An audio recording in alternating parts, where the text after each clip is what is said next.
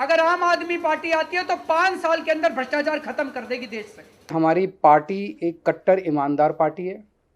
हमारी सरकार कट्टर ईमानदार सरकार है। जल बोर्ड में घोटाले का मामला सामने आया। दिल्ली जल बोर्ड में 20 करोड़ के घोटाले के आरोपों की जांच एंटी करप्शन ब्रांच ने शुरू कर दी है। दिल्ली सरकार के अधीन आने वाले जल बोर्ड के अधिकारियों और बैंक अधिकारियों पर घपले का आरोप भी लगा है। दिल्ली के शराब घोटाले से जुड़ी हुई ये बड़ी खबर है। शराब घोटाले में एक और गिरफ्तारी हुई है। ईडी ने शरत रेड्डी को गिरफ्तार किया है। शराब घोटाले में अब तक 4 लोगों की गिरफ्तारी हो चुकी है। खुद को कट्टर ईमानदार कहने वाले अरविंद केजरीवाल अब नई मुसीबत में फंसते नजर आ रहे हैं। जो डीटीसी बस दिल्ली की शान समझी जाती है, जिन डीटीसी बसों को एक जमाने में दिल्ली की लाइफलाइन कहा जाता था, उन डीटीसी बसों की खरीद फरोख्त और मेंटेनेंस में घोटाले की खबर है। दिल्ली सरकार के स्कूलों में नए क्लासरूम बनाने को लेकर अनियमितता के आरोप लगाए जा रहे हैं। आरोप है कि दिल्ली में बिना टेंडर किए एक्स्ट्रा क्लासरूम बनाने की लागत 90% तक बढ़ाई गई। टेंडर के वक्त जो बजट था उसे अवैध रूप से 17% से 90% तक बढ़ा दिया गया।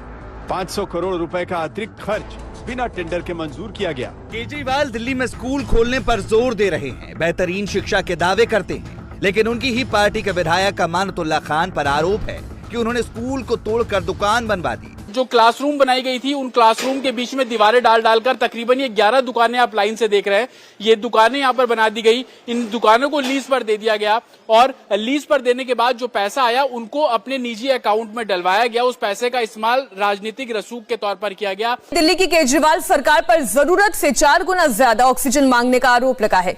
ये जानकारी ऑक्सीजन संकट को लेकर बनी सुप्रीम कोर्ट की टास्क फोर्स की रिपोर्ट से सामने आई है।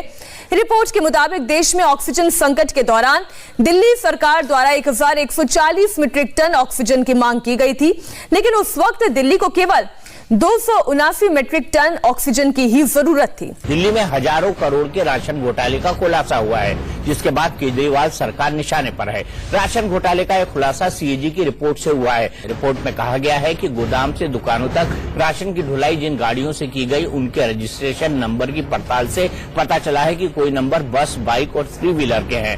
बस, बाइक से 1500 क्विंटल तक के राशन की ढुलाई दिखाई गई है। 42 गाड़ियों के रजिस्ट्रेशन नंबर का डाटा परिवहन विभाग के पास था ही नहीं। 412 ऐसे राशन कार्ड मिले हैं जिनमें एक ही सदस्य का नाम कई बार था।